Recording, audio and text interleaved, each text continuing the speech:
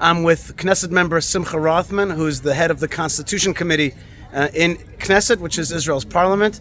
Today, Simcha Rothman offered up a law, and he spoke in English from the Knesset floor, from the plenum. And I wanted to ask you, Knesset member Simcha Rothman, what was your law about today?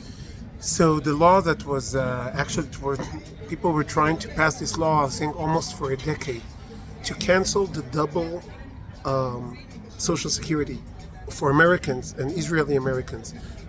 Israel and the U.S. has a special relationship, but we don't have a treaty that prevents double Social Security. What does that mean? That means you get charged twice for what? For Social Security. So if you are making Aliyah from the U.S. and you have a job in the U.S. and you want to work overseas, or to work like a week and then 2 weeks to be in Israel, or whatever kind of Aliyah process you want to do, on the income you get from the U.S., you are being charged Social Security of the U.S. and also when because you're a resident of Israel, you are paying Social Security for Israel. What is that called? Bituach Leumi? Bituach Leumi. Okay. And that means you pay double, and actually you pay triple, because you're even being taxed twice on the same money that you already paid for the U.S.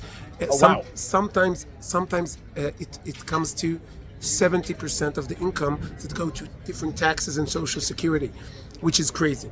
And so this bill prevents the double taxation on an income that you are paying Social Security in the U.S. and is generated in the U.S. This bill is supposed to make you stop paying double. And I think many families and doctors, lawyers, and other people who work in the U.S., high-tech workers, that were thinking about making Aliyah and made the calculation and it stopped them. And this was the difference between working and making Aliyah in Israel or staying in the U.S. This will make the difference for them, and also will be a big relief for the double nationalities that we have in Israel, for Americans and Israelis. Dual citizens. Dual citizens. Now, this sounds like it should have been an obvious thing. I mean, it doesn't sound like you have to, why haven't we not done this till now? I would have guessed that this would have been taken care of a long time ago. And I think it's already taken care of with other countries, am I right? So those issues are being usually taken care of by treaties. And Israel has treaties with most of the European countries and other countries in the world.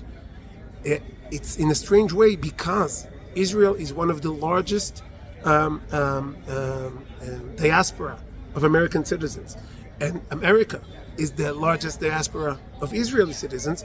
If you make treaty, the amounts of money that we're talking about that were supposed to be transferred for the treaty are so huge that it's created big problems. So Israel and the U.S. are one of the few countries that does not have a treaty to prevent this. We have a treaty to prevent double taxation, not to prevent double Social Security. Okay, so double taxation was already not a problem, but double Social Security is still a problem. Your bill today passed in first reading, is that correct? Yes, the preliminary reading were a few months ago, and this was the first, and I hope very soon we're going to see the second and the third. I worked on this legislation with Nefesh B'Nefesh. I worked on this legislation with Bituach Leumi and the Sochnut and everyone who is being involved in this. And also I want to thank, this was a long run. The bill was first offered before I was a Knesset member. Yehuda Glick was involved, Michal von Kotler were involved, and it's an effort for many years to try to solve this issue. It wasn't easy. It's still not.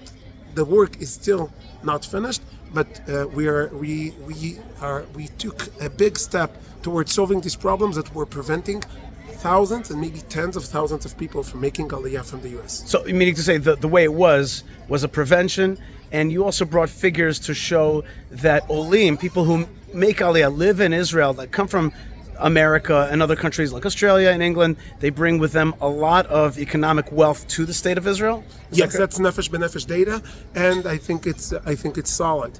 And Israel, and as a matter of fact, did not even make money from this double Social Security. We lost money because of it. So it really was something that needed to be taken care of. It's very complicated because of issues of maternity leave. You need to solve all the details, but we had a big breakthrough in this past today. That is awesome. And this means that more people are likely to come and choose Israel as their future.